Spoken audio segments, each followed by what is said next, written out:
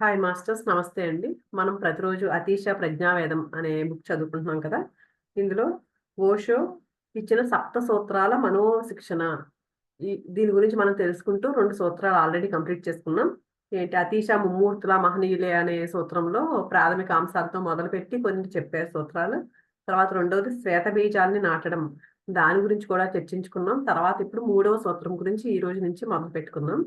అదేంటంటే సాక్షిని వీక్షించండి. ఇది 3వ సూత్రం. ఇది ఎప్పుడు ఓషా గారండి సాక్షి, ఎరుక ఇవన్నీ చాలా ఇంపార్టెంట్ ఇవి అని చెప్తూ ఉంటారండి. ఈ సూత్రం అది. ఇందులో సాక్షిని వీక్షించండి అనే దానిలో మొదటి సూత్రం. సాక్షిద్వయ సూత్రాన్ని అవగతం చేసుకోండి.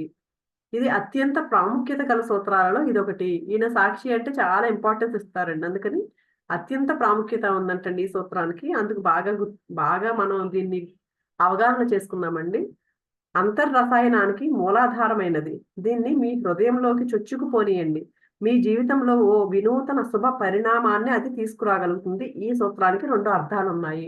అంటే ఈ పాయింట్ చాలా ఇంపార్టెంట్ పాయింట్. అందుకని మీరు మీ హృదయంలోకి చొచ్చుకుపోయేలాగా నేర్చుకోండి. ఈ పాయింట్‌ని బాగా అర్థం చేసుకోండి అని చెప్తున్నారండి.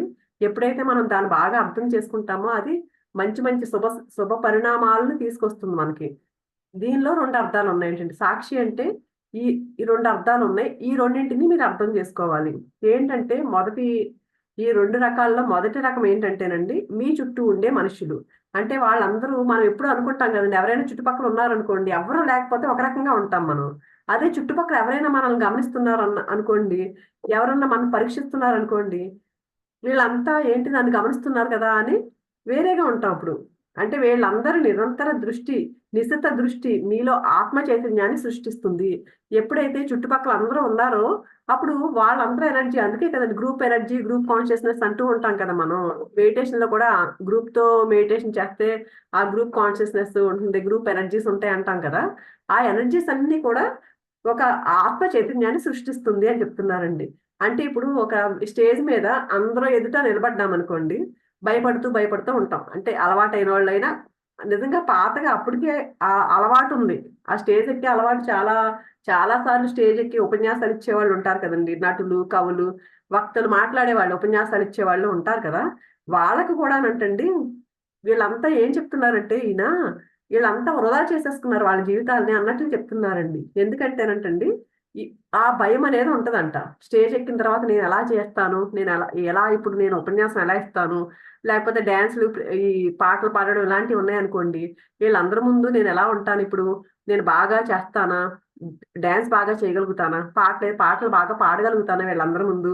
ఇలాంటి టెన్షన్ అది ఒకటి ఉండి తీరుతుందంటండి. ఎప్పుడైతే ఆ స్టేజ్ ఎక్కారో ఆ క్షణం నుంచి అసలు నేను సరిగ్గా పెర్ఫార్మ్ చేయగలుగుతానా లేదా? అంటే స్పీచ్ ఇస్తే స్పీచు, ఇంకా ఏది పెర్ఫార్మ్ చేయాలనుకున్నారో ఆ స్టేజ్ మీద, దాన్ని కరెక్ట్‌గా చేయగలుగుతానా లేదా అని ఎప్పుడూ భయపడుతూ, వణుకుతూ ఉంటారంటండి. ఆ భయం అనేది ఎప్పుడూ ఉంటూనే ఉంటుందంట. ఎంత సీనియర్స్ అయినా సరే, ఇంక అస్తమానం స్టేజ్ మీద పెర్ఫార్మ్ చేసేవాళ్ళైనా సరే, అది ఉంటుందంటండి. నేను కరెక్ట్‌గా చేయగలుగుతానా లేదా అనేది. అంటే అన్నేసి కళ్ళు, అంటే ఎంతోమంది చుట్టూ ఆ స్టేజ్ ఎక్కారంటే ఎదురుగా చాలా మంది మనుషులుంటారు కదండీ! జనం చాలా మందుంటారు. వాళ్ళందరూ మనల్ని పరీక్షిస్తున్నప్పుడు, ఆ స్టేజ్ మీద ఉన్న వాళ్ళని పరీక్షిస్తున్నప్పుడు, అప్పుడు మీరెలా ఉంటారు అంటే సాక్షి 2 రకాలని చెప్తున్నారు కదండీ! మనం ఒక చూడబడే వస్తువుగా తయారవుతాము. అంటే చూసేది మనం కాదప్పుడు. వీళ్ళందరూ మనల్ని చూస్తున్నారు. అంటే మనం చూడబడే వస్తువుగా తయారవుతామంటండి. అప్పటినుంచే చూస్తున్న వాడి స్థితి మీకు నశించిపోయి చూడబడుతున్న వస్తువుగా మీరు తయారవుతారు. ఎప్పుడైతే మనం అలా ఫీల్ అయ్యామో, అందరూ నన్ను చూస్తున్నారు గదా! నేనెలా చేస్తాను, ఇలా ఫీల్ అవుతూ ఉంటే ఏమైపోతుందక్కడ? చూడబడే వస్తువుగా అయిపోతున్నామంటండి మనం. ఆ చూసే వ్యక్తిగా నశించిపోతున్నామంట అక్కడ. చూస్తున్న వారికి మీరు నచ్చడం లేదేమో అని భయం మిమ్మల్ని ఆవరిస్తూ ఉంటుంది. ఎవరు మీ ఆత్మాపేక్షకు ఆహారాన్ని అందించకపోవచ్చు. మీరు వాళ్ళకు నచ్చకపోవచ్చు. మిమ్మల్ని వాళ్ళు తృణీకరించవచ్చు. మీరు ఇప్పుడు వాళ్ళ అధీనంలో ఉన్నారు. అంటే ఆళ్ళకి నచ్చొచ్చు, నచ్చకపోవచ్చు మనం చేసేది. అప్పుడు ఇది ఆత్మకి ఎలాంటి ఆహారాన్ని అందించట్లేదు. ఎందుకు అది? ఆత్మకు కావాల్సింది అది కాదు కదండీ! అందుకని ఆత్మాపేక్షకు ఆహారాన్ని అందించకపోయినా సరే, మనం ఏంటి వాళ్ళ అధీనంలో ఉన్నామంటండి. అంటే చుట్టుపక్కల ఉన్న వాళ్ళెలా ఉన్నారా? వాళ్ళేం చేస్తారా? అని ఎంతసేపు మన చూపు వాళ్ళ మీద ఉంటుంది గదా! ఎదుటి వాళ్ళు ఇప్పుడు ఎలా రిసీవ్ చేసుకుంటారు నన్ను?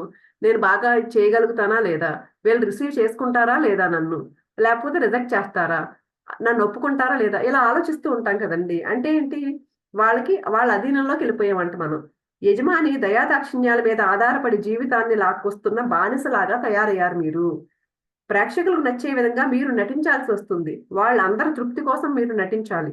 వాళ్ళ అహంకారాలకు మద్దతుగా మీ నటనా కౌశల్యాన్ని మలచి ప్రదర్శిస్తే మీ అహంకారానికి వాళ్ళు మద్దతిస్తారేమో అనే ఆలోచన చేసే పరిస్థితి మీకు తయారై ఉంటుంది. వాళ్ళు చూడండి, కొంతమంది ఇలా ఇలా చేస్తే బాగలేదు అన్నారనుకోండి, వెంటనే దాన్ని మార్చేసుకుంటారు. ఇలా చాలా మంది ఇలా నచ్చట్లేదు కదా! అందుకని నేను మార్చుకుంటా, వేరేలాగా చేస్తానని చెప్పేసి వాళ్ళు ఎలా అనుకుంటారో అలా మార్చేసుకుంటారంటండి. అలా కాకుండా మన స్నేహితుల మధ్య ఉన్నామనుకోండి, అప్పుడు అంత భయం ఉండదు. అంటే ఎక్కువ మంది మనకు తెలియని వాళ్ళందరి ముందు ఉన్నప్పుడు స్టేజ్ మీద ఎక్కితే ఉన్నంత భయం మన ఫ్రెండ్స్ మధ్యలో ఉన్నప్పుడు ఉండదు. వాళ్ళ గురించి మనకు బాగా తెలుసు. వాళ్ళు ఎలా ప్రవర్తిస్తారో మనం ఊహించుకోగలుగుతాం. వాళ్ళ మీద నమ్మకం పెట్టుకుని మీరు వాళ్ళ మీద ఆధారపడవచ్చు. మీరు స్నేహితులుగా పరస్పరం ఆధారపడే ఉంటారు. కానీ అపరిచిత జన సమూహం ముందు మీ భయం ఎక్కువ అవుతుంది. కానీ ఎక్కువ మంది జనం ఉన్నప్పుడు మాత్రం బాగా మనకు భయం ఎక్కువ అవుతూ ఉంటుంది.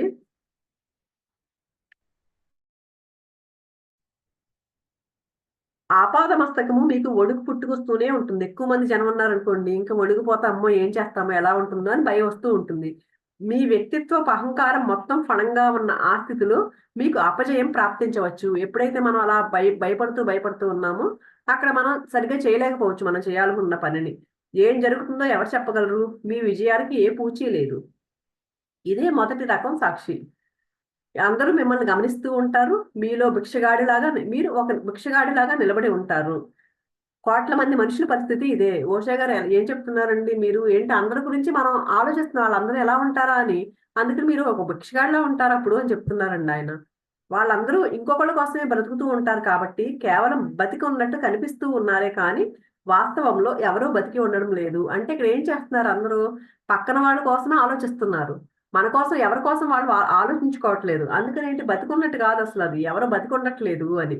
ఎంతసేపు ఇంకొకరితో సర్దుకుపోతూ ఉంటారు. అవతల వాళ్ళు సంతోషంగా ఉంటేనే వీళ్ళకి సంతోషంగా ఉండే పరిస్థితి. నిరంతరము జీవితం ఒక సర్దుబాటుగానే ఉండి ఎప్పుడు ఆత్మను అమ్ముకునే పరిస్థితే నెలకొని ఉంటుంది. అంటే ఎంతసేపు పక్కన వాళ్ళ గురించి మనం అడ్జస్ట్ అయిపోయి ఆ సర్దుబాటు చేసేసుకుంటాం. 1 మినిట్ అండి.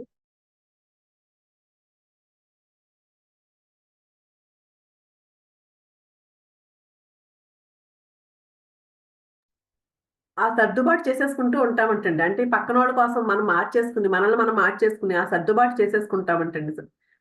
చేసుకుని ఎప్పుడు ఆత్మను అమ్ముకునే పరిస్థితి అని చెప్తున్నారండి దీన్ని.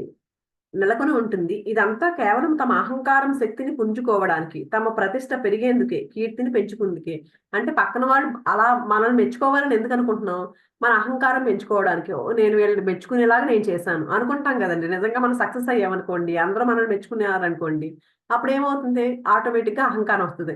ఎంతమంది మెచ్చుకునేలాగా నేను చేయగలిగాను అనేది. అందుకని మీరు దీనికోసం ఇలా ఎందుకు చేస్తున్నారు? వాళ్ళ కోసం ఎందుకు అడ్జస్ట్ అవుతున్నారంటే, మన ప్రతిష్ట పెరిగేందుకు, కీర్తిని పెంచుకునేందుకు.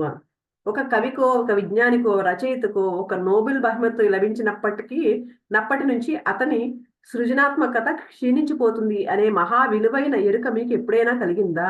ఎవరికైనా ఒక నోబెల్ బహుమతి వచ్చిందనుకోండి, వాళ్ళు చాలా చేశారు. వాళ్ళున్న ప్లేస్ నుంచి చాలా వర్క్ చేసి ఒక నోబెల్ బహుమతి తెచ్చుకున్నారనుకోండి. తెచ్చుకున్న తర్వాత అంటండి వాళ్ళ క్రియేటివిటీ తగ్గిపోతుందంట. ఎప్పుడైనా గుర్తించారా మీరు? ఎవరైనా చూసారా? మీరు ఎరుకుతో ఉన్నారా? ఆ గుర్తింపులో ఉన్నారా? అని అడుగుతున్నారండి. ఆ బహుమతి లభించక ముందున్న స్థాయితో సమానమైన ఏ కవిత్వము, ఏ రచన, ఏ పరిశోధన బహుమతి లభించిన తర్వాత ఏ కవికి, రచయితకు, ఏ శాస్త్రజ్ఞుడికి సంభవించలేదు అన్న మాట వాస్తవం. అంటే నోబెల్ బహుమతి రాకముందంటే వీళ్ళు బాగా ప్రాక్టీస్ చేసేవారు. దానికోసమే ఎప్పుడు ప్రయత్నిస్తూ ఉండేవారు. అందుకని అప్పుడొచ్చినంత ఆ కవితలు అప్పుడు ఉన్నంత ఈ తర్వాత ఉండేది కాదంటండి. ఆ క్రియేటివిటీ అనేది తగ్గిపోయేదంట తర్వాత. నోబెల్ బహుమతి వచ్చిన తర్వాత. అది వాస్తవం అది. ఎందుకు అంటే ఆత్మ లక్ష్యాన్ని మీరు అప్పటికే అందుకున్నారు కనుక. అంటే అప్పటికి ఏంటి, నేను ఒక నోబెల్ బహుమతి సాధించాలి అనుకున్నాడండి. అది ఆల్రెడీ సాధించేసిన తర్వాత ఆ క్రియేటివిటీ తగ్గిపోతుంది. అంతకు మించి ముందుకు పోవాల్సిన లక్ష్యాలేమీ లేవు కనుక. మనుషులతో సర్దుకుపోవాల్సిన అవసరం ఇక ఎంత మాత్రము లేదు కనుక, ఓ రచనకు అత్యుత్తమ కీర్తి ప్రాప్తించిన తక్షణం ఆ రచయిత అవతారం అంతమైపోతుంది. ఎప్పుడైతే అది వచ్చిందో నాకు ఇది కావాలి, ఎవరైనా అలాంటి వాళ్ళు కొంతమందిని చూడండి, నీ గోల్ ఏంటి అంటే, నేను నోబెల్ సాధించాలి అన్నారనుకోండి. నిజంగా నోబెల్ వచ్చేసింది. వచ్చేసిన తర్వాత ఏంటి, ఓ నేను సాధించేసాను కదా, ఇంకేముంది నేను సాధించాల్సింది. ఒక నిర్లిప్తత వస్తది కదండీ! అందుకని ఇంకా ఆ రచన రాదంటండి. ఆ నోబెల్ బహుమతి చేయకముందు ఎలాంటిది ఉందో అలాంటిది రాదంట. నాకు ఎగ్జాంపుల్ ఏమనిపించిందంటేనండి, ఒక సినిమాలో చూడండి, చాలా సినిమాలు చాలా మంది డైరెక్టర్స్ అండి ఫస్ట్ సినిమా తీస్తారా, ఫస్ట్ సినిమా సూపర్ హిట్ అయిపోతది. చాలా బావుంటది అసలు ఆ సినిమా. మనం ఎన్ని సార్లైనా చూడగలుగుతామనమాట. చాలా మంది మీరు కూడా గమనించండి. ఎంతో మంది డైరెక్టర్స్ అండి. ఫస్ట్ సినిమాలో ఎంతో చాలా మంచి కంటెంట్ ఉంటది అందులో. చాలా హిట్ అవుతది ఆ సినిమా. కానీ రెండో సినిమా దగ్గర నుంచి వచ్చేసరికి ఆళ్ళేమీ చేయలేరు. ఇంకా తర్వాత సినిమాలే చేయలేరు. ఎందుకంటే ఫస్ట్ సినిమాకి ఆళ్ళు ప్రాణం పెట్టి చేశారు. నేను ఎలాగైనా హిట్ కొట్టాలి.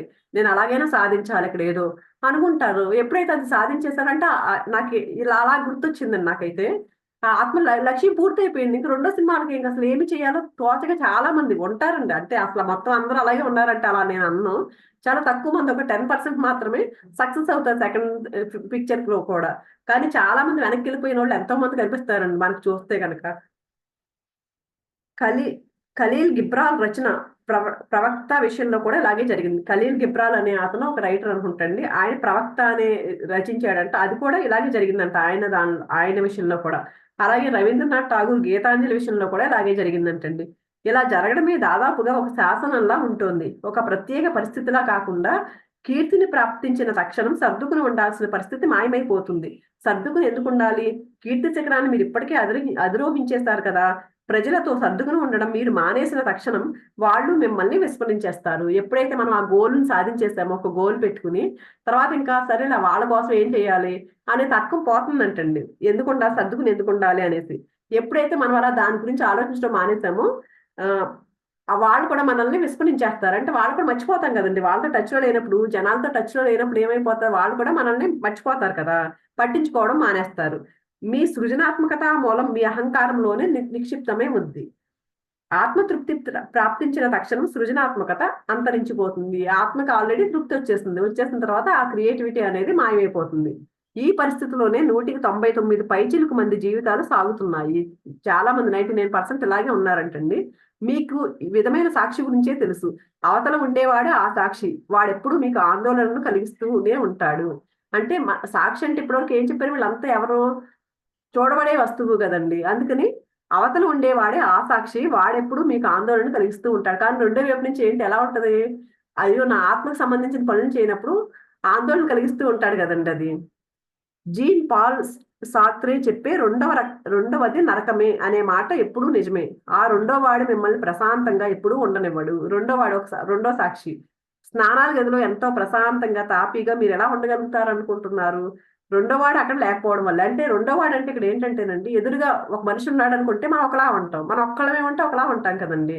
అది రెండో వాడంటే నరకం సృష్టించేది ఎవరు మీకు? అతని గురించి అతనేమనుకుంటాడో, అతను ఎలా ఉంటాడో మనకి అని అనుకుంటూ, ఎదుటి వాడిని చూసి అనుకుంటూ, అది రెండో రకం అంటే ఇక్కడ చెప్పింది. పక్కన వాడు ఎవరైనా ఉన్నారనుకోండి, నేనిలా చేస్తే బావుంటదా? బాగోదా? వీడేమనుకుంటాడో నేనిలా చేస్తే? ఇలా ఎంతసేపు పక్కన వాడి గురించి ఆలోచిస్తూ ఉంటాం గదండీ! అది నరకం అని చెప్తున్నారండి. అందుకే మనం స్నానం చేసేటప్పుడు ఎలా ఉంటారో ప్రశాంతంగా ఉంటారు మీరు. మీరు అలాగా స్నానం చేసేటప్పుడు, అప్పుడే పొరపాటున ఒకవేళ మీకేమైనా స్నానం చేస్తూ ఉన్న టైంలో ఎవరో మిమ్మల్ని ఆ బాత్రూమ్‌లో ఉన్న హోల్ ఉందనుకోండి. ఆ హోల్‌లోంచి ఎవరైనా మిమ్మల్ని చూస్తూ గమనిస్తున్నారని అర్థమైందనుకోండి మీకు. వెంటనే మీ ప్రశాంతత అంతా భగ్నం అయిపోతుంది. చూడండి, చాలా మంది స్నానం చేసేటప్పుడు కూడా చక్కగా పాటలు పాడుకుంటూ ఎంజాయ్ చేస్తూ స్నానం చేస్తారండి. ప్రశాంతంగా ఉంటారు ఆ టైంలో. కానీ సడెన్‌గా అప్పుడు ఎవరో మన ఆ చిన్న హోల్‌లోంచి ఎవరో మనల్ని చూస్తున్నారని అర్థమైందనుకోండి. ఆ ప్రశాంతత ఉంటదా మనకి? ఆ ప్రశాంతత అంతా మాయమైపోతుంది. మహా ఉద్విగ్నత మిమ్మల్ని ముంచెత్తుతుంది. ఏంటి ఎవరు చూస్తున్నారు? ఎంత టెన్షన్ అనిపిస్తదండి అప్పుడు. ఏంటి ఎవరు చూస్తున్నారు నన్నని? ఎవరో మిమ్మల్ని పరీక్షగా చూస్తున్నారు. మిమ్మల్ని భయభ్రాంతుల్ని చేయడం కోసం శతాబ్దాల నుంచి పూజారులు భగవంతుడు మిమ్మల్ని గమనిస్తూనే ఉన్నాడని, అహోరాత్రులు అనుక్షణము మిమ్మల్ని గమనిస్తూనే ఉన్నాడని మీకు చెప్తూనే ఉన్నారు. మనం కూడా చెప్పుకుంటూ ఉన్నాం కదండీ! ఎప్పుడూ మన చుట్టూ నిరంతరం గమనిస్తూనే 18 సాక్షులున్నాయి, మనల్ని గమనిస్తూ ఉన్నాయి అని మనం చెప్పుకుంటూనే ఉన్నాం కదండీ! అందుకు ప్రతి నిమిషం ఎరుగుతూ ఉండాలి, జాగ్రత్తగా ఉండాలి, చేసే ప్రతి పనిలోనూ అని చెప్పుకుంటూ ఉంటాం కదండీ! మీరు నిద్రపోవచ్చు. కానీ భగవంతుడు మాత్రం నిద్రపోడు. మీ పక్కనే కూర్చుని మిమ్మల్ని గమనిస్తూనే ఉంటాడు.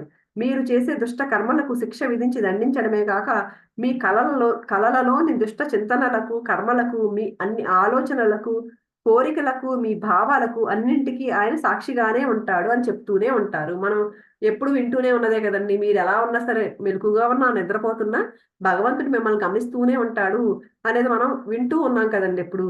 ఈ విధంగా పూజారులు మనుషుల్లో ఎంతో భయాన్ని సృష్టించగలిగారు. మిమ్మల్ని గమనిస్తున్న దేవుడి గురించి ఇప్పుడు కాసేపు ఆలోచించండి. ఓ నిమిషం కూడా, ఓ క్షణం కూడా మీరు మీతోనే ఏకాంతంగా ఉండడానికి అనుమతి ఎప్పుడూ ఇవ్వబడదు. మనుషుల్ని పరిశీలింపబడే వస్తువులుగా దిగజార్చే మహా దౌర్భాగ్యం ఇది, మహా శోకం ఇది. ఈయన ఏం చెప్తున్నారంటేనండి, ఎవరో ఉన్నారు ఎంతసేపు నటించిన, అలా అలా వద్దు, ఎవరి కోసమో కాదు అని చెప్పడానికి ఈయన చెప్తున్నారనమాట. ఇది చాలా దౌర్భాగ్యం. దేవుడు మిమ్మల్ని గమనిస్తున్నాడు, ఎవరో మిమ్మల్ని గమనిస్తున్నారు అని చెప్పడం అంతా దౌర్భాగ్యం అని చెప్తున్నారండి. ఏంటి అలా చెప్పడం వల్ల ఏమవుతుంది? మనం ఏకాంతంగా ఉండడానికి అవకాశం ఇవ్వట్లేదు, అనుమతి ఇవ్వబడట్లేదు అలా అలా అనుకోవడం వల్ల అని చెప్తున్నారండి. ఇంకొకళ్ళ గుర్తింపు కోసం మనకి ఎందుకు ఈ ఆరాటం? ఉన్న స్థితిలో మనం ఖాళీగానే ఉంటున్నాం కనుక, ఉన్నట్టుగా మనం లేము కనుక. ఇప్పటి మన ఉనికిలో వ్యక్తిత్వ కేంద్రంలో మనం ఉండడం లేదు. కేవలం ఒక చప్పుడుగా, ఒక గుంపుగానే మనం ఉంటున్నాము. యజమాని ఇంట్లో లేడు కాబట్టి నిద్రపోతూ ఉన్నాడు. కాబట్టో ఇంట్లోని సేవకులంతా ఒకరితో ఒకరు పోట, అంటే యజమాని ఒక ఇంట్లో పనిచేస్తున్న కొంతమంది ఉన్నారనుకోండి, ఇంట్లో పనిచేసే సర్వెంట్స్ ఎక్కువ మంది ఉన్నారనుకోండి, ఆ ఇంట్లో ఉన్న ఓనర్ ఉంటాడు కదా, ఆయన నిద్రపోతూ ఉన్నాడనుకోండి, వాళ్ళంతా ఇంట్లో ఆ సర్వెంట్స్ అంతా పోట్లాడుకుంటూ ఉంటే అప్పుడు చప్పుళ్ళు జరుగుతా ఉంటాయి కదండి. ఆ గుంపులాగే ఉంటున్నాం మనం. ఎవరైనా మనల్ని గుర్తిస్తే ఓ అబద్ధపు వ్యక్తిత్వ కేంద్రమైన మనలో ఏర్పడుతుందేమో అన్న ఆశ మనలో ఏర్పడుతూ ఉంది కనుకే మనం ఇంకొకళ్ళ గుర్తింపు కోసం నిరంతరం ఆరాటపడుతూ ఉన్నాము. ఇంకెంతసేపు ఏం చేస్తున్నాం, మనం పక్కన వాడు మనల్ని గుర్తించాలని ఆరాటపడుతూనే ఉంటున్నాము. నిజమైన వ్యక్తిత్వ కేంద్రం మనలో ఉండకపోవడం కన్నా ఓ అబద్ధపు వ్యక్తిత్వ కేంద్రం ఉన్నా పర్వాలేదు, సర్దుకుందాం అని మనం అనుకుంటున్నాం. అది ఏర్పడితే ఒక వ్యవస్థ మీలో తయారై ఒక మనిషిగా మీకు గుర్తింపు లభిస్తుంది. వ్యక్తిత్వం మాత్రం మీకు ఉండదు. కేంద్రంలో నిజంగా మీ ఉనికి ఉన్నప్పుడు మీలో పరిమళించే గుబాళింపే వ్యక్తిత్వం.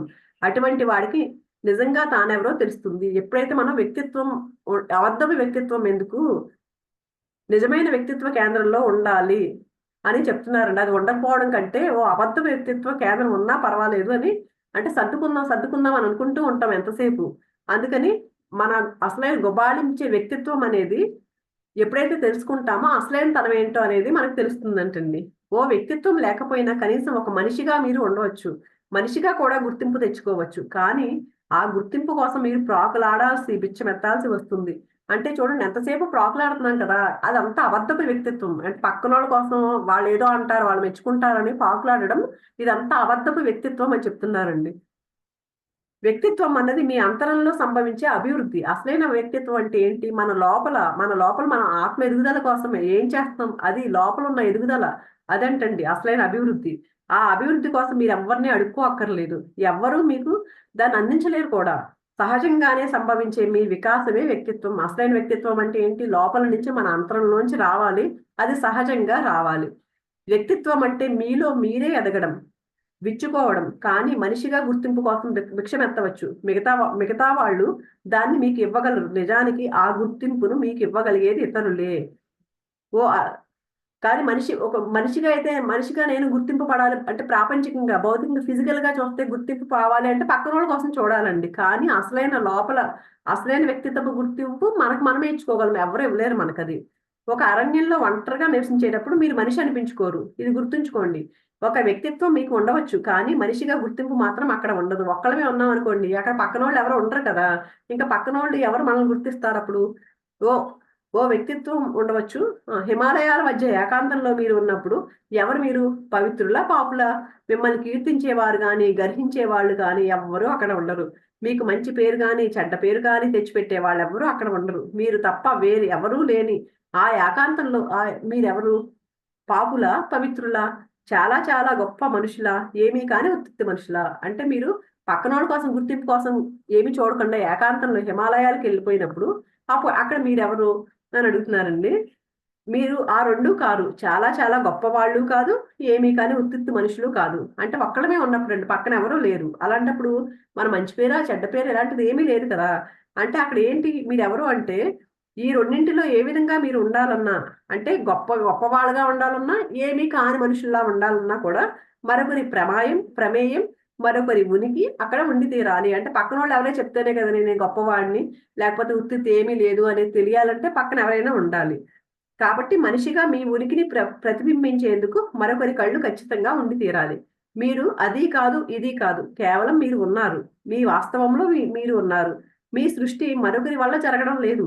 ఉన్నదున్నట్లు మీరున్నారు. మీ సంపూర్ణ నగ్నత్వంలో ప్రామాణికంగా సంఘం నుంచి పారిపోయి ఏకాంతవాసం చేయడమే ఉత్తమమని ఎందరో భావిస్తూ ఉండడానికి ఇదొక కారణం. అందుకే ఇప్పుడు వీళ్ళంతా పక్కనోళ్ళ గురించి ఇవన్నీ చేయలేక ఎందుకొచ్చిందని చాలా మంది సన్యాసుల కింద వెళ్ళిపోతారు కదా! పారిపోతారు సంఘం నుంచి. అది నిజంగా సంఘం నుంచి పారిపోవడం కాదు. సంఘానికి విరుద్ధంగా ఉండాలని కాదు. కేవలం మానవుడిగా గుర్తింపబడాలనే కోరికను వదిలించుకోవడానికే ఆ ప్రయత్నం అంతా. వీళ్ళంతా ఎందుకెళ్ళిపోతున్నారు అంటే సంఘానికి భయపడి కాదు. కానీ అలాగే సంఘానికి విరుద్ధంగా ఉండాలని కాదు. కాకపోతే ఏంటంటే ఇలాంటి గుర్తింపు వద్దు నాకు అని అనే వెళ్ళిపోతున్నారు చాలా మంది అనంటుంది. అలాగే బుద్ధుడు గురించి చెప్తున్నారిక్కడ. బుద్ధుడు కూడా రాజప్రసాదాన్ని వదిలిపెట్టి వెళ్ళిపోయాడు కదండీ! బుద్ధుడు పిరికివాడు కాదు. పలాయనవాది కాదు. అంటే పారిపోయే వ్యక్తి కాదు. మరైతే ఎందుకలా చేశాడు మరి బుద్ధుడు అంటే, దీని గురించి రవీంద్రనాథ్ ఠాగూర్ ఏంటంటే ఒక మనోహరమైన గీతాన్ని రచించారంట. బుద్ధుడు రాజా ప్రసాదాన్ని వదిలిపెట్టి 12 ఏళ్ల వనవాసాన్ని అభ్యాసాలు, ధ్యానాలు చేస్తూ గడిపాడు. చివరికి పరమానందం ప్రాప్తించిన రోజు వచ్చింది. మనకు తెలిసిందే కదండీ బుద్ధుడు బయటికెళ్ళిపోయి ఆయనకి ఎంతో సౌకర్యాలు, ఎన్నో సౌకర్యాలున్న అన్నీ వదిలేసుకొని వెళ్ళిపోయిన తర్వాత ఎంతో కష్టాలు పడి అన్ని రకాల విద్యలు నేర్చుకుని చివరికి మనకి ఆనాపానసతి దొరికింది కదండీ! ఆ పరమానందం వచ్చిన రోజు ఆయనకొచ్చింది. బుద్ధుడు సంప్రజ్ఞతను సాధించాడు. అత్యంత సహజంగానే. వెంటనే తను తన రాజప్రాసాదానికి తిరిగి వెళ్ళాలని, ప్రేమించే తన భార్యను, తన కుమారుడిని ఏనాటికైనా తన బిడ్డ తిరిగి వస్తాడనే ఆలోచనతో ఎదురు చూసే తండ్రికి శుభవార్త చెప్పాలనే ఆలోచన బుద్ధుడికి కలిగింది. వెంటనే ఎప్పుడైతేనంటండి ఆ ఎన్లైటన్మెంట్ జరిగిందో ఆ రోజు ఏమనుకున్నాడంటే ఈయన వెంటనే వీళ్ళందరినీ కలవాలి అని అనుకున్నాడంట. ఆలోచన వచ్చిందంట. అత్యంత సహజమైన మానవత్వ స్వభావం అది. హృదయంగమైన స్వభావం ఇది. 12 ఏళ్ల తర్వాత బుద్ధుడు మళ్ళీ తిరిగి వచ్చాడు. అందరి తండ్రుల్లాగే అప్పుడు రాలేదు గాని, కానీ తర్వాత ఒకసారి వీళ్ళందరూ పిలిస్తే వస్తాడండి. ఇక్కడికి ఆయన ఈ తండ్రి వీళ్ళంతా ఉన్న దగ్గరికి. వచ్చి అందరూ తండ్రుల్లాగే అతని తండ్రి కూడా మండిపడ్డాడు. ఈయన తండ్రికి చాలా కోపం. ఎందుకంటే రాజు అవ్వాల్సింది కదండీ! ఆ బాధ్యతలు, రాజుగారి బాధ్యతలు ఈయన తీసుకోవాలి. కానీ తీసుకోలేదు బుద్ధుడు. ఎళ్ళిపోయాడాయన. ఆ! వీళ్ళందరిని వదిలేసి అన్నీ వదిలిపెట్టేసి ఎళ్ళిపోయాడు. రాజు కింద బాధ్యతలు తీసుకోకుండా. అందుకే ఈయనకి చాలా కోపంగా ఉండేదండి. అందరి తండ్రుల్లాగే అతని తండ్రి కూడా మండిపడ్డాడు. ఇంటికి తిరిగి వచ్చింది నిజంగా ఎవరో అతనికి తెలియడం లేదు. అతడెలా తయారయ్యాడో అతనికి అర్థం కావడం లేదు. దివ్య ప్రభలతో భాసిస్తున్న బుద్ధుడి వ్యక్తిత్వం అతడికి అగోచరంగా ఉంది. ఆ దివ్య ఘోష, ఆ దివ్య ప్రభ మిగతా ప్రపంచానికంతా కనిపిస్తూనే ఉన్నా అతడు మాత్రం బధిరుడుగానే, అంధుడుగానే అయిపోయాడు. రాజప్రసాదాన్ని త్యజించక ముందు ఉండిన ప్రస్తుతం లేని మనిషిగానే అతని తండ్రి ఇప్పుడు కూడా ఊహించుకుంటున్నాడు. అంటే అప్పటికి ఈయన రాజ్యానికొచ్చేసరికండి బుద్ధుడు వీళ్ళ దగ్గరికొచ్చేసరికి చాలా పేరొచ్చింది. అప్పటికి చాలా మంది శిష్యులు తయారైపోయారండి ఆయనకి. కావాలని వీళ్ళంతా యశోధరాదేవి వీళ్ళంతా యశోధరాదేవి వింటే ఆ స్టోరీ తెలుస్తది గదా! మనం అందరం విన్నాం ఆల్రెడీ. ఆ యశోధరాదేవి వీళ్ళంతా ఫైటింగ్ చేసి తీసుకొస్తారండి. అంతా ఆయనతో హ్మ్. ఎవరు ఈయన గౌతము సే బుద్ధుడు తండ్రితో వీళ్ళంతా పోట్లాడతారండి. చాలా రోజులు సాధిస్తారు. మొత్తానికి మౌనము మేమేమి తినమని చెప్పేసి సాధించి మొత్తానికి ఆయన్ని రాజ్యంలోకి తీసుకొస్తారు బుద్ధుడిని. తీసుకొచ్చేసరికి చాలా కోపంగా ఉంటారండి. తర్వాత మారతారు గానీ, ఈ బుక్‌లో ఇంకా ఆయన మారాడు. తర్వాత ఆయన కూడా ఈయన మార్గంలో బుద్ధుడిని అంగీకరిస్తారు తర్వాత. ఫస్ట్ మాత్రం చాలా కోపం ఆయనకి. ఈయన రాజ్యం వదిలిపెట్టేసి, బాధ్యతలు వదిలిపెట్టేసి వెళ్ళిపోయాడని. బయట అంటే అప్పటికి ఎంతో మంది శిష్యులు తయారైపోయారు. కానీ ఈయనకి అదేమి కనిపించలేదు అప్పుడు అని చెప్తున్నారండి ఇక్కడ. ఆయన ఏం చేస్తున్నాడు? అంతకుముందు రాజ్యం వదిలిపెట్టక ముందు ఎలా ఉన్నాడు బుద్ధుడు? సిద్ధార్థుడు అప్పుడు. రాజ్యం వదిలిపెట్టి ఎన్‌లైటన్‌మెంట్ అయిన తర్వాత బుద్ధుడయ్యాడాయన. ఆ సిద్ధార్థుడిలాగే ఊహించుకుంటున్నాడంట ఈయన తండ్రి ఇంకా. వాస్తవంలో ఆ స్వరూపం నుంచి బయటపడేందుకే బుద్ధుడు సన్యసించాల్సి వచ్చింది. ఎందుకు సన్యసించాడు మరి? ఆ సిద్ధార్థుడు బుద్ధుడిగా మారడం కోసమే సన్యసించాల్సి వచ్చింది. ఉన్నదున్నట్లుగా తాను ఎవరో తెలుసుకోవాలన్నదే బుద్ధుడి తహతహ. ఇంకొకళ్ళు తన గురించి ఏమనుకుంటున్నారో తెలుసుకుందామని కాదు బుద్ధుడి ఆరాటం. కానీ ఇప్పుడు కూడా 12 ఏళ్ల క్రితం నాటి కళ్ళతోనే అతని తండ్రి అతను చూస్తున్నాడు. బుద్ధుడేంటి? మారాలి ఇదంతా నన్ను నేను ఎవరి కోసమో కాదు. నన్ను నేను తెలుసుకోవాలనుకున్నాడు బుద్ధుడు. కానీ తండ్రి ఎలా చూస్తున్నాడు? ఆ సిద్ధార్థుడిలాగే చూస్తున్నాడు. ఇలా అంటున్నాడు. ఏమంటున్నాడు ఇంకా? "నేను నీ తండ్రిని. నువ్వంటే నాకెంతో ప్రేముంది. నువ్వు నన్ను తీవ్రంగా బాధించిన, ఎంతో లోతైన ఓ గాయాన్ని చేసి వెళ్ళినా నేను వృద్ధుడినైపోయాను. గడిచిన 12 ఏళ్ళు నీ వల్ల నేనెంతో క్షామపడ్డాను. ఇప్పుడు తిరిగొచ్చేశావు. ఇక ఈ రాజ్యభారం నువ్వు వహించు. రాజుగా ఉండు. నన్ను విశ్రాంతి తీసుకొని. నేను విశ్రాంతి తీసుకోవాల్సిన సమయం ఆసన్నమైంది. నువ్వు నా పట్ల ఓ తీరని పాప కృత్యాన్ని చేశావు. దాదాపు నన్ను చంపినంత పని చేశావు. అయినా నిన్ను నేను క్షమిస్తున్నాను. నా తలుపులు నీ కోసం ఇంకా తెరుచుకునే ఉన్నాయి. అంటే ఈయనకి ఎంత బాధొచ్చేస్తుందోనండి. ఎందుకంటే మొత్తం అందరూ కూడా అనుకుంటారు కదా! పలానా రాజు ఈయన కొడుకు వెళ్ళిపోయాడు అని చెప్పేసి అనుకుంటారు కదా! మనుషుల కోసం ఆలోచిస్తారు కదా! చుట్టుపక్కల వాళ్ళు ఎలా అనుకుంటారో. ఈయన చాలా ఫీల్ అయ్యాడు వాడనమాట. ఈయన వెళ్ళిపోయాడని చాలా కోపం వచ్చింది ఈయనకి. అందుకే ఇలా చెప్తున్నాడనమాట బుద్ధుడితో. అప్పుడు బుద్ధుడు చిరునవ్వు నవ్వారంటండి. ఈయనేమన్నారు, "మీరెవరితో మాట్లాడుతున్నారో కాస్త గమనించండి. ఈ రాజప్రసాదం నుంచి వెళ్ళిపోయిన మనిషి ఇప్పుడు లేడు. వాడెప్పుడో చనిపోయాడు. నేను వాడిని కాదు బాగా చూడండి." ఎందుకంటే ఈయన అప్పుడు మనిషి కాదు కదా! అప్పుడు సిద్ధార్థుడుగా ఉండేవాడు. కానీ ఇప్పుడు బుద్ధుడయిపోయాడు కదా! అందుకని ఆ వ్యక్తి కాదసల ఆ వ్యక్తి చనిపోయాడు. ఇప్పుడు సరిగ్గా చూడండి నన్ను అని చెప్తున్నాడండి. ఆ మాటలతో తండ్రంటండి మరింతగా రేగిపోయారంట. "నువ్వు నన్ను మోసం చేద్దాం అనుకుంటున్నావా? నువ్వెవరో నాకు తెలీదంటావా? నీ గురించి నీకన్నా బాగా నాకే తెలుసు. నేను నీ తండ్రిని. నీకు జన్మనిచ్చిన వాడిని. నీలోనూ నా రక్తమే పరుగులు తీస్తోంది. నాకు నువ్వెవరో తెలియడం లేదంటున్నావా?" అని మళ్ళీ ఈయన గట్టిగా అనడం మొదలుపెట్టాడంటండి. అప్పుడు మళ్ళీ బుద్ధుడు ఏమంటున్నారంట, "నా ప్రార్థనను వినండి. నిజంగానే మీరు నాకు జన్మిచ్చారు. నేను మీ వల్లే భూమి మీదకొచ్చాను. నిజమే. కానీ మీరొక వాహనం మాత్రమే. ఓ మనిషిని తీసుకొచ్చినంత మాత్రాన ఆ మోసుకొచ్చిన గుర్రానికి రౌతు గురించి అంతా తెలుసని మీరెలా అనుకోగలరు? మీ దేహపు ద్వారాల్లోంచి నేను బయటకొచ్చాను. అంత మాత్రం వల్ల నా గురించి అంతా తెలుసు మీకు అని అనుకోకండి. నిజానికి 12 ఏళ్ల క్రితం నేనంటే ఎవరికో నాకే తెలీదు. ఇప్పుడు నాకంతా తెలుసు. నా కళ్ళల్లోకి జాగ్రత్తగా చూడండి. దయచేసి గతాన్ని వదిలిపెట్టండి. ఇప్పుడు ఇక్కడ ఉండండి" అని చెప్తున్నారండి తండ్రికి. మీరు మీరు నిజమే నాకు జన్మిచ్చారు. జన్మించినంత మాత్రాన నా గురించి అన్నీ తెలుసు. మీకెలా తెలుసు? ఒకసారి నా కళ్ళల్లోకి చూడండి అని చెప్తున్నారు.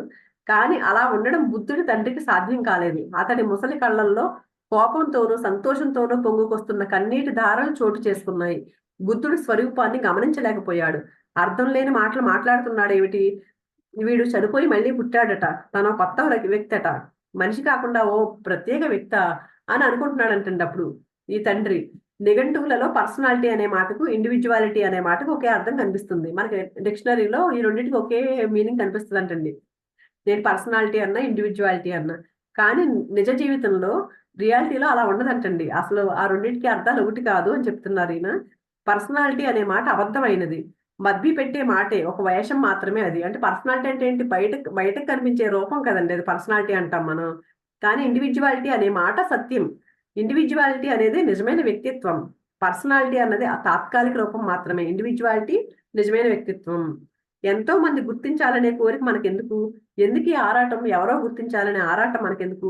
కేవలం ఒక మనిషి అనిపించుకోవడానికి ఎంత ఎక్కువ మంది ద్వారా ఆ మాట అనిపించుకోగలిగితే అంతెక్కువ అనే భావన మీలో ఉంది. అంటే ఎంత ఎక్కువ మంది గొప్పోళ్ళని పొగిడితే అంత గొప్ప మేము అనే భావన ఉంది మీలో. నేను మనిషినే అని మరీ మరీ అనుకుంటూ మీ చుట్టూ మనిషి పెరుగుతూ ఉంటూ మీ వ్యక్తిత్వాన్ని గుర్తించి లేని స్థితికి మీరు చేరుకుంటూ ఉన్నారు. ఎంతసేపు నేను మనిషిని అనుకుంటూ దీన్ని పెంచేసుకొని బయటికి లోపల అసలైన వ్యక్తిత్వాన్ని గుర్తించుకోవడం మర్చిపోతున్నారు. ఆ స్థితికి మీ గుర్తించలేని స్థితికి మనం చేరుకుంటూ ఉన్నాము అంటున్నారండి. ఆ తర్వాత బుద్ధుడు గురించి ఇంకా చెప్తున్నారు. ఆ భార్య దగ్గరికెళ్లారండి. యశోధరామాత దగ్గరికెళ్లారంట. వెళ్ళినప్పుడు ఆవిడ కూడా కోపంగా ఉన్నారు. ఎందుకంటే ఆ రోజు ఆయన వెళ్ళిపోయిన స్థితిని ఈవిడ ఎంతో అనుభవించారండి. ఎంతో బాధ. కరెక్ట్‌గా అప్పుడే పుట్టిన పిల్లవాడిని వదిలేసి వెళ్ళిపోతే ఎంతో ప్రేమించే భర్త. ఆవిడ ఎంతో దుఃఖపడింది ఆ టైంలో. ఆవిడ ఎంతో ప్రాముఖ్యత ఉన్న ఒక ప్రశ్నేసింది అప్పుడు బుద్ధుడిని. "నేను మిమ్మల్ని ఒక ప్రశ్న అడుగుతాను. ఇన్ని సంవత్సరాల నుంచి నేను ఇదే తెలుసుకోవాలని అనుకుంటున్నాను. ప్రశ్న చిన్నదే కానీ సూటిగా, నిజాయితీగా జవాబివ్వండి" అని అడిగారంటండి. ఏంటంటే ఎప్పటికీ బుద్ధుడు నిజాయితీతో ఉండడు అని అనుకుంటున్నారంట ఆవిడ. నిజాయితీగా నిజం చెప్తూ ఈ ఒక్క విషయాన్ని చెప్పండి. అడవికి వెళ్లి మీరు సాధించుకొచ్చిన దాన్ని ఇక్కడే ఉండి ఈ ఇంట్లోనే సాధించగలగడం అసాధ్యమా? ఆ దేవుడు అరణ్యాల్లోనే ఉన్నాడా? ఇక్కడ లేకుండా? ఎంతో ప్రాముఖ్యత ఉన్న ప్రశ్న ఇది. ఇది అడిగారటండి ఈవిడ బుద్ధుడిని యశోధర మాత. అప్పుడు బుద్ధుడు ఇలా జవాబిచ్చాడు. నిజమే సత్యం అక్కడ ఉన్నదంతా ఇక్కడ కూడా ఉంది. కానీ ఇక్కడుండి దాన్ని గ్రహించగలగడం చాలా కష్టం. ఎందుకంటారా? ఇక్కడ నేను ఒక స్వరూపంలో చిక్కుకొని ఉన్నాను. దారి తప్పిపోయి ఉన్నాను. ఒక రాజకుమారుని వేషము, భర్త వేషము, తండ్రి వేషము, పుత్రుడి వేషము ఇలా వీటన్నింటి మధ్య నేను దారి తప్పి ఉన్నాను కనుక ఆ స్వరూపాన్ని నేను భరించలేకపోయాను. నేను ఈ ప్రాసాదాన్ని ఏనాడు వదిలిపెట్టి నిజంగా వెళ్ళనే లేదు. అంటే తండ్రి చిన్నప్పుడే జాతకంలో చెప్పారు కదండి సన్యాసి కానీ లేకపోతే పెద్ద చక్రవర్తి గాని అయిపోతాడని. అందుకు చాలా జాగ్రత్తగా పెంచిన బయట అసలు ఎలాంటి తెలియకుండా చేశాడు తండ్రి. నా ఆ స్వరూపాలన్నింటినీ ఇక్కడే వదిలిపెట్టి నేనెవరో గుర్తు చేసే వాళ్ళెవరూ తోడు రాకుండా ఒక్కడినే వెళ్ళాను. నేనెవరు అనే నా ప్రశ్నకు సమాధానాన్ని నా అంతట నేనే తెలుసుకునేందుకు, నన్ను నేను ఎదుర్కొనేందుకు వెళ్ళాను. ఇతరులు ఇచ్చే సమాధానాల మీద మాత్రం నాకు మాత్రం కుతూహలం లేనే లేదు అని చెప్తున్నారంట నా ఆన్సర్ ఈయన. కానీ తక్కిన మనుషులందరికీ ఇంకొకరికి సమాధానాలంటేనే ఎంతో ఇష్టం. మీరెంతో అందంగా ఉన్నారు అని ఇంకొకరు చెప్పినప్పుడు ఎంత ఆనందం కలుగుతుంది మీకు?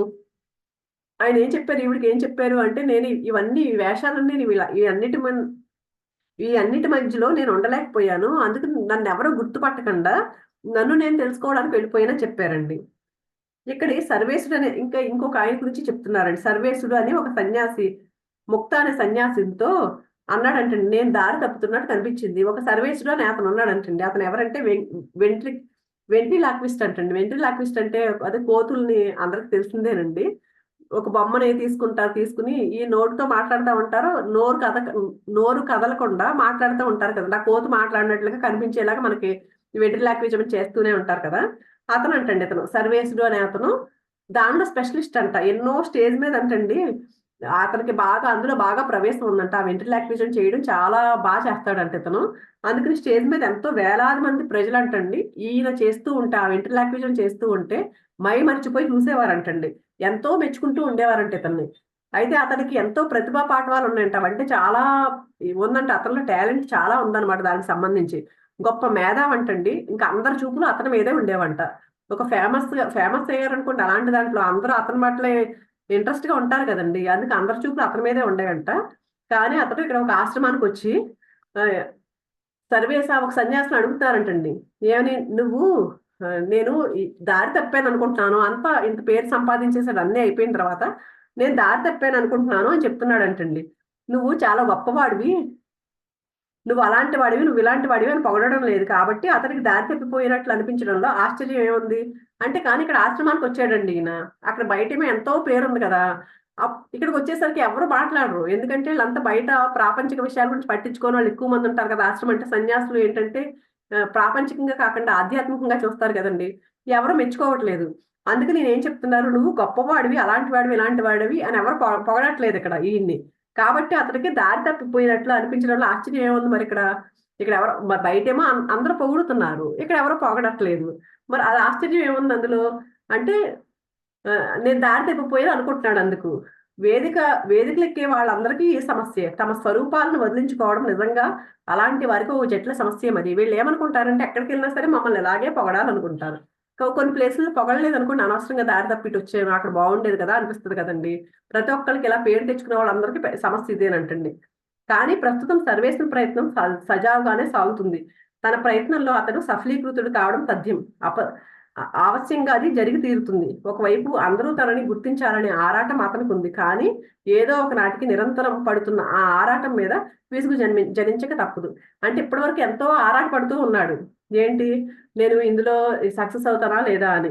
కానీ ఏదో ఒక నాటికి విసుగొస్తది దాని మీద. ఆ ప్రాపంచిక దాని మీద విసుగొస్తది. ఆ ఆరాటం అసహజమైన భోజనం. ఎందుకు విసుగొస్తది ఆరాటం? ఇంకా సాధించాలి, ఇంకా సాధించాలి అని ప్రాపంచికంగా సాధించే దాని మీద ఎందుకు తీసుకొస్తుందంటే, అది అసహజమైన భోజనం. భోజనం అంటే ఏంటండి అది?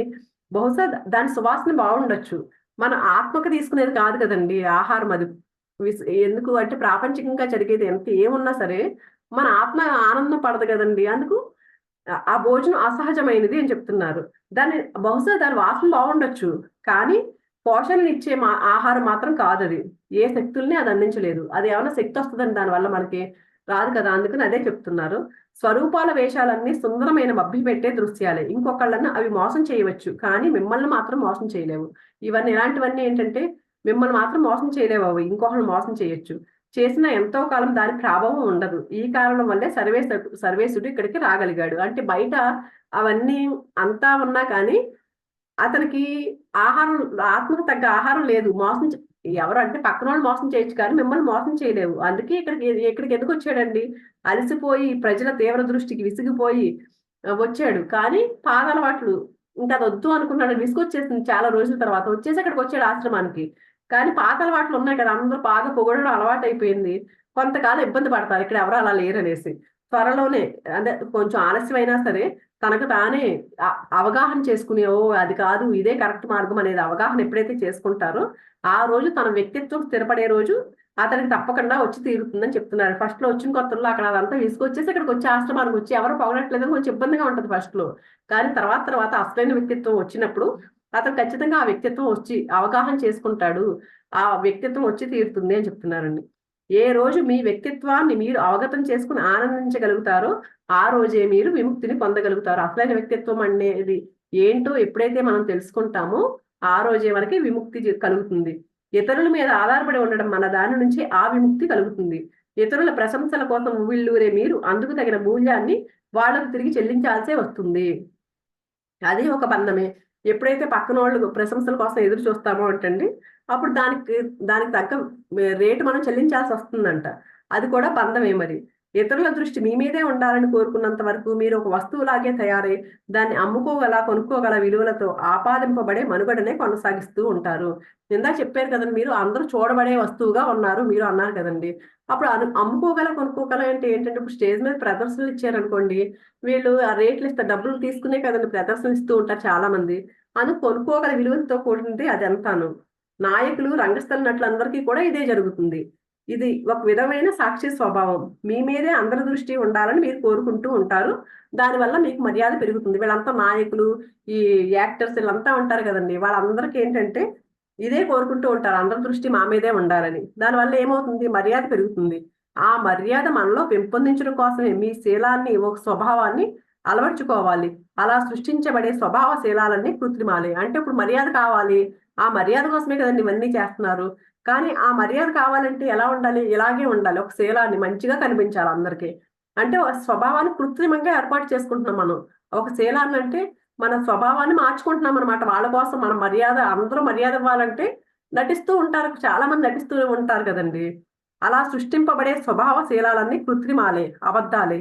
ఓ పూర్వకంగా మీరే వాటిని సృష్టించుకుంటారు. అందరినీ ఆకర్షించుకోవాలన్నదే ఆ ఉద్దేశం. ఒక ఉద్దేశంతోనే సృష్టించుకుంటారు మీరు, అందరి కోసం, అందరూ నన్ను మెచ్చుకోవాలి అని సృష్టించుకున్నది. అదంతా అబద్ధపు వ్యక్తిత్వం అది. మర్యాదను అభిలషిస్తున్న మీరు విధిగా కొన్ని లక్షణాలు అలవర్చుకోవాల్సి వస్తుంది. మరి మర్యాద కావాలని కోరుకుంటున్నాం కదండి, కొన్ని నియమాలకి కట్టుబడి ఉండాలంట మనం. అలాంటప్పుడు అలా అంటే కృత్రిమ వ్యక్తిత్వం కోసం అన్నమాట. ఏంటది అంటే సంఘం పట్ల వినయ విధేయతలను ప్రకటిస్తూ ఉండాలి. మనకు మర్యాద కావాలనుకున్నాం అనుకోండి, సంఘం పట్ల వినయంగా విధేయంగా ఉన్నట్లు ఉండాలి మనం. అలాగే సంఘం మీ మీద పెట్టుకునే ఆశలకు తగిన రూప స్వభావాలను ధరించాలి. సంఘం మన నుంచి ఏం కోరుకుంటుందో, మనం ఎలా ఉండాలని కోరుకుంటుందో అలాంటి అలాంటి రూపాన్ని ధరించాల్సి వస్తుంది. కొన్ని దుష్ట సాంప్రదాయాలకు అనుగుణంగా ప్రవర్తించాల్సి వస్తుంది. బయట కొన్ని సాంప్రదాయాలు చూడండి, విరుద్ధమైన సాంప్రదాయాలు ఉంటారు, మనం చేయకూడదు అలాంటి ఆ దుష్ట సాంప్రదాయాలను అనుగుణంగా దాన్ని బట్టి మనం ప్రవర్తించాలి. ఎందుకంటే సంఘంలో ఎరుక ఏమాత్రం లేని గాఢ నిద్రలో ఉండే ప్రజలు కూడా ఉంటారు కనుక. వాళ్ళ అభిప్రాయాలు, విలువలు ఎంత మాత్రం సవ్యంగా ఉండవు కనుక. అంటే సంఘం ప్రాపంచికతలో మనుషులు ఎలా ఉంటారండి, వాళ్ళు అలాగే ఉంటారు. అంటే సరైన అభిప్రాయాలు, సరైన విలువలు ఏమీ ఉండవు వాళ్ళకి. కానీ మనకు మర్యాద కావాలంటే వాళ్ళకి అనుగుణంగా నడుచుకోవాలి కాబట్టి మనం కూడా అలా మార్చుకుంటూ ఉండాలి. ఇంకో పద్ధతి కూడా ఉంది. ఒక పద్ధతి అదే చెప్తున్నారు. ఇంకొక పద్ధతి ఏంటి, సన్యాసులుగా కూడా మారవచ్చు. ఒకటేంటి, మర్యాద కావాలంటే సంఘానికి అనుగుణంగా మారి అలా ఉండాలని చెప్పారు. రెండో పద్ధతి ఏంటి, సన్యాసులుగా కూడా మారచ్చు. అలాంటి సన్యాసులు కొన్ని వేల మంది ఉన్నారు. వీళ్ళంతా ఏంటి, ప్రజల మర్యాదను అందుకోవడం కోసం బలిపీఠం మీద ఎన్నో వదులుకుంటారు. ఏంటి, తమను తామును ఎన్నో విధాల దీక్షలు, క్రతువులు చేస్తూ హింసించుకునే వాళ్ళు ఎంతో మంది ఉన్నారు. వీళ్ళందరూ ఏంటంటేనండి, బయట చూడండి మనకు కొంతమంది దొంగ సన్యాసులు, దొంగ సాధువులు అంటారు చూసారా, వాళ్ళు ఏంటి, ఒకటి మాత్రం సాధించుకుంటారు. ఏంటి వీళ్ళంతా సాధించుకున్నది, ప్రజల పూజలను అందుకుంటున్నారు. ప్రజల ఆరాధనను ఆ విధంగా మీరు పొందాలనుకుంటే, అలాంటి మర్యాదను సన్యాస స్థితిని పొందాలనుకుంటే మీరు మరింతగా తప్పుదారిలో పడిపోతూ ఉంటారు. అంటే ఎప్పుడైతే ఇలాంటి మర్యాదలు కావాలనుకున్నారంటే ఇంకా కింద దిగజారిపోతూ ఉన్నాం అనమాట మనం. మరింతగా కృత్రిమత్వం మీలో ఏర్పడి తీరుతుంది. అలా ఎలా పడితే అలా సులభంగా మలుచుకోగల పదార్థంగా మీరు తయారైపోతారు. అసహజత్వమే మీ ప్రకృతి అవుతుంది. నిజమైన గులాబీ పువ్వులా ఎప్పటికీ మీరు కాలేరు. నిజమైన గులాబీలా కాక కాగిత పువ్వుగానే తయారవుతాడు. మానవుడు నోచుకున్న మహా దౌర్భాగ్యం, అంతకు మించిన దారిద్ర్యం, హీనస్థితి మరొకటి లేనే లేదు.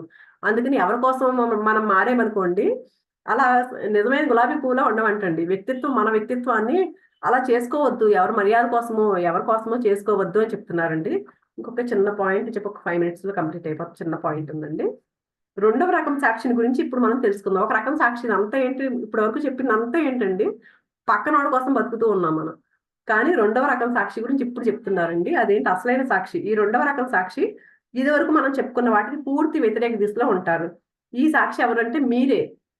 ఇంకొకరి దృష్టి మీ మీద ఉండాలని కోరుకోకుండా మీ దృష్టిని మీ వైపే మీరు తిప్పుకుని సాధన ప్రారంభిస్తారు. ఇప్పటి వరకు ఏంటి, పక్కన వాడి గురించి ఆలోచించబడి ఒక చూడబడే వస్తువుగా ఎప్పుడైతే ఉంటామో అది మొదటి రకం సాక్షి. కానీ రెండో రకం సాక్షి ఏంటంటే పక్కనోడి గురించి, పక్కనోడి దృష్టి మన మీద ఉండాలని కోరుకోకుండా మన దృష్టిని మన వైపే ఉంచుకుని సాధన చేస్తూ ఉంటామంటండి. మీ దృష్టిని మీ మీదే లగ్నం చేసుకుంటారు. మీ ఉనికికి మీరే సాక్ష్యంగా తయారవుతారు. మీ ఆలోచనలన్నింటినీ మీరే గమనిస్తూ ఉంటారు. అలాగే మీ కోరికలన్నింటినీ, మీ స్వప్నాలన్నింటినీ, మీ ఉద్దేశ్యాలన్నింటినీ, మీ దురాశలన్నింటినీ కూడా మీరే నిశ్చితంగా గమనిస్తూ ఉంటారు. అంటే సాక్షిగా ఉండండి అంటారు కదండి, మనకు మనమే సాక్షిగా ఉంటామంటప్పుడు. ఓ కొత్త ఎరుకను, ఓ కొత్త పరిశీలించే చురుకుతనాన్ని మీలో మీరే సృష్టించుకుంటారు. మీరే ఒక కేంద్రంగా తయారై, ఓ నిశ్శబ్దంతో నిశ్చలంగా ఉన్న కేంద్రంగా తయారై జరుగుతున్న వాటినన్నింటినీ నిరంతరం గమనిస్తూ ఉంటారు. అంటే మనల్ని మనమే గమనించుకుంటాం. ప్రతి దానికి మనకు మనమే సాక్షి. అలా ఉంటాం రెండో రకం సాక్షి అయితే. మీకు కోపం వస్తే ఆ కోపాన్ని మీరు గమనిస్తారు. కేవలం కోపంతోనే ఉండడం కాకుండా మరొకటి ఏదో అందులోకి వచ్చి కలుస్తుంది. దాన్ని కూడా మీరు గమనిస్తూనే ఉంటారు. అప్పుడు కోపం వచ్చిందనుకోండి, మనల్ని మనం గమనించుకుంటూ ఉన్నాం.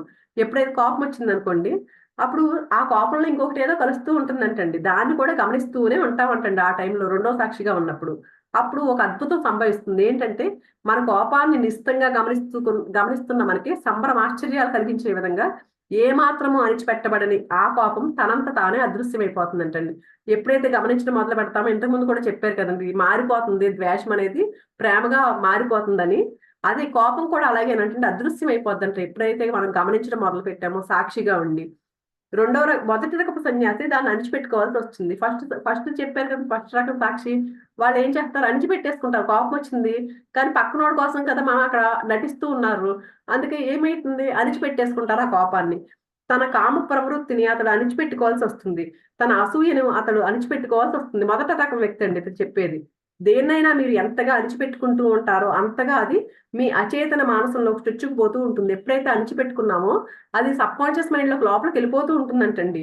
అదేమవుతుంది అప్పుడు మన పునాదిలో భాగమయ్యి మీ జీవితాన్ని అదుపు తప్పిస్తూ ఉంటుంది. అది ఒక చీము నెత్తురు కారుతూ ఉన్న వ్రణం లాంటిది. అంటే లోపలికి వెళ్ళిపోయి అంటండి అప్పుడు అణిచిపెట్టుకున్నవన్నీ ఏమైపోతాయి, లోపలికి వెళ్ళి ఒక పుండులాగా తయారైపోతాయి అంటండి. కానీ మనం ఏం చేస్తాం, దాన్ని పైకి కప్పి పెట్టేసుకుంటూ ఉంటారు. అలా ఉన్నప్పుడు దాన్ని కప్పి పెట్టేసుకున్నంత మాత్రాన మీరు ఆరోగ్యవంతులైపోరు. ఆ గాయం ఏమి మారిపోదు. ఆ కప్పి పెట్టే ప్రయత్నం వల్లే మరింతగా అది ఇంకా పెరిగేందుకు మీరు సహాయం చేస్తూ ఉంటారు. అది లోపల అంచిపెట్టుకున్నవన్నీ లోపల ఉండిపోయి ఒక పుండులాగా తయారైపోయి అంచిపెట్టేసుకుంటే మనం అది దాని ఆరోగ్యవంతులైపోం. అలా అంచిపెట్టుకున్న లోపల ఉన్నప్పుడు దాన్ని ఎంతసేపు అంచిపెట్టగలుగుతామండి. ఆ కప్పు పెట్టే ప్రయత్నం వల్ల మరింతగా ఎదగడానికి సహాయం చేస్తూ ఉంటామంటండి ఆ పుండుని. మీ సన్యాసులందరూ ఇలాగే దుర్గంధాలతో కుళ్ళిపోతూ ఉన్నారు. అనేకాలైన అణిచివేతలే ఆ దుర్గంధాలు. అంటే కోపాలు, ద్వేషాలు ఇవన్నీ అణిచిపెట్టేసుకుంటే అసూయ ఇలాంటి భావాలన్నీ లోపల పెట్టుకుంటేనంటండి అలాంటి అణిచివేతలన్నీ దుర్గంధం తయారైపోతుందంటే లోపల. రెండో రకం సాక్షి అంటే ఎవరిని వాళ్ళు గమనించుకునే రెండవ రకం సాక్షి సంపూర్ణంగా విభిన్నమైన మనిషిని సృష్టిస్తుంది. ఓ ఋషిని సృష్టిస్తుంది అది. తానెవరో ఋషికి స్వయంగా తెలుసు. రెండో రకం సాక్షి ఎవరిని వాళ్ళు గమనించుకుంటూ, కోపాన్ని కూడా గమనించుకుంటూ, ఆ కోపాన్ని అదృశ్యమైపోయేలా చేసుకునే వ్యక్తి ఎవరైతే ఉన్నాడో అతను ఋషి అని చెప్తున్నారండి. ఇంకొకరి అభిప్రాయాలకు అనుగుణంగా కాక తన స్వభావానికి తగ్గట్లే ఆ ఋషి జీవితం ఉంటుందే తప్ప ఇంకొకరు ఆపాదించుకునే విలువలకు అనుగుణ్యంగా మాత్రం కాదు. తనకు స్వంతమైన ఓ దర్శనంతో జీవితాన్ని ధైర్యంగా సాధించగలుగుతాడు. ఒక ఋషి ఎలా ఉంటాడు, పక్కన వాళ్ళ గురించి ఆలోచించడు. తన గురించి తాను, తనకు తగ్గట్టే, తన స్వభావానికి తగ్గట్లే తాను ప్రవర్తిస్తాడంటే ధైర్యంగా జీవితాన్ని సాధించగలుగుతూ ఉంటాడు, సాగిస్తాడు. ఋషి అయిన వాడు దేనికి ఎవరికి లొంగడు. ఓ మూర్ఖ సన్యాసి అణిగి మణిగి వినేయతతో సంప్రదాయబద్ధుడై ఆచారపరుడే అనుసరించిపోతూ ఉంటాడు. ఋషి ఎవరిని దేన్ని అనుసరించి వర్తించడు. సాంప్రదాయాలకు కట్టుబడడు. ఆచారాలకు అనుగుణంగా ఉండడు. దేనికి ఎవరికి ఋషి లొంగడు. అంటే తన స్వభావం స్వతసిద్ధంగా తన స్వభావం ఏదో అలాగే ఉంటాడు ఋషి. పక్కనోడి గురించో వాళ్ళు అలా ఉంటారు, ఇలా ఉంటారో, వాళ్ళు ఏమనుకుంటారు, ఇలా ఏమి ఉండడంటండి. అతడి ఉనికి రుచి తిరుగుబాటులాగే ఉండి తిరుగుతుంది. అలా ఉన్నారనుకోండి, ఇప్పుడు మూఢ ఆచారాలు సాంప్రదాయాలు బోళ్ళని ఉంటాయి బయట సమాజంలో. ఈ ఋషి అనేవాడు ఏం చేస్తాడు, ఏంటి అది మూఢ నమ్మకం, దాన్ని ఏంటి అని పాటించడు. అప్పుడు బయట వాడికి ఎలా ఉంటది, ఏంటి ఇలా ఉంటాడు, అన్ని రివర్స్ లో ఉంటాడు అనుకుంటూ ఉంటాం కదండి. అలా తిరుగుబాటులాగే ఉండి అనిపిస్తుంది అంటండి. ఇప్పుడు నిజంగా ఓషో గారి చిన్నప్పుడు ఆయన చదివితేనండి చాలా నవ్వొస్తుంది నాకైతే. ఆ, ఒక రోజు ఆయన రోజు ఒకే షర్ట్ వేసుకుంటున్నాడు అని అంటండి, తండ్రి ఆ షర్ట్ తీసి పైకి ఇసిరేసాడంటండి. ఇసిరేస్తే ఈయన ఏం చేస్తారంటే ఓషో గారు ఆ చిన్నప్పుడు అండి 14 సంవత్సరాలు ఆ వయసు బహుశా, ఆ షర్టు ఇవ్వకపోతేనండి షర్ట్ ఇప్పేసి వెళ్ళిపోవడానికి ట్రై చేస్తాడంట బయటికి. మళ్ళీ తండ్రి పనిగట్టుకుని మళ్ళీ ఆ పైన తీసి షర్ట్ ఇస్తారంటండి. అలా చేసేవాడు అనమాట. ఈ ఓషో గారు కూడా అలాగే ఉండేవారు. అంటే ఆయన ఏం చేయాలనుకున్నారో అదే చేసేవారు. ఆయన కుదిరితే చదవండి, అది చాలా బాగుంటదండి. ఆ బుక్ నాకు పేరు కూడా గుర్తులేదు. అలాగే ఈయన అదే చెప్తున్నారు. అతడి ఉనికి రుచి తిరుగుబాటులాగా ఉండి తీరుతుంది. ఎవరికి ఎవరి దయాదాక్షిణ్యాల మీద ఆధారపడి ఉండడు. ఋషి అధీనంలోనూ ఆయన అధీనంలో కూడా ఉండడంట. ఋషి ఎవరిని ఆశ్రయించి ఉండడు. ఋషికి స్వేచ్ఛ అంటే ఏమిటో బాగా తెలుసు. స్వేచ్ఛలో ఉన్న ఆనందం గురించి ఋషికి బాగా తెలుసు. ఓ సన్యాసిని ఒక పెద్ద గుంపు అనుసరించి వెళ్తుంది.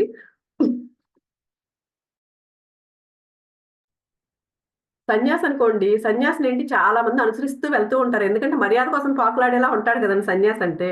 ఒక పెద్ద గుంపు అనుసరించి వెళ్తుంది. అర్థం చేసుకున్న ఎంపిక చేయబడిన అతి కొద్ది మందే ఋషితో సాహచర్యం చేయగలరు. కానీ ఋషి అనేవాడు తనను తాను చేసుకుని, ఈ ఋషి రెండో రకం అతను వెనకాల ఎంతో చాలా తక్కువ మంది ఉంటారు. ఎందుకంటే అతని స్వభావాన్ని చాలా తక్కువ మంది మాత్రమే అర్థం చేసుకోగలుగుతారు. జన సమూహాలకు ఋషి సవ్యంగా అర్థం కాడు. సన్యాసికి పూజలు జరుగుతూ ఉంటాయి. జన సందేహాలు ఋషిని శిక్షార్హుడిగా నిర్ణయిస్తాయి. అంటే ఋషికి సన్యాసికి డిఫరెన్స్ చెప్పారనమాట. ఎంతసేపు ఋషి అంటే ఏంటంటే ఈ గమనించుకుంటూ ఉంటాడు అని చెప్పి ఋషి, సన్యాసి ఎంతసేపు పక్కన వాళ్ళ కోసం మర్యాద కోసం పాకులాడుతూ ఉంటాడని. అందుకని జన సమూహాలు ఏంటి ఎంతసేపు ఈయన పూజిస్తూ ఉంటారు సన్యాసిని. ఆయన మర్యాద కోసం చేస్తూ ఉన్నాడు కదండి. కానీ ఋషాలు ఎవరి కోసం పాకులాడు, తన కోసం తను ఉంటాడు కాబట్టి ఇతనేంటో ప్రతిదీ తప్పులు వెతుకుతూ ఉంటారు. శిక్షార్హుడిగా నిర్ణయిస్తాయి. అతన్ని హత్య చేసేందుకైనా ఆ మూకలు సిద్ధపడవచ్చు ఈ ఋషినండి. ఎందుకు అందరూ ప్రజలు వాళ్ళ సాంప్రదాయాలకు అనుగుణంగా ఉండట్లేదు కాబట్టి హత్య చేసేందుకైనా సిద్ధపడవచ్చు. దీనికి ఎగ్జాంపుల్ ఎవరంటే జీసస్ కు సిలువ వేశారు కదండి. సిలువ ప్రాప్తించింది. పోప్ కు పూజలు లభిస్తున్నాయి. జీసస్ ఓ ఋషి, పోప్ ఒక సన్యాసి. పోప్ అంటే ఏంటంటే ఇప్పుడు చర్చిల్లో ఉంటారు కదా, మనం వింటాం కదండి. ఆయన సన్యాసి లాంటి వాడు అనమాట. అంటే మర్యాద కోసం పాకులాడే ఆ టైప్ అనమాట. పోప్ గురించి చెప్తున్నారు.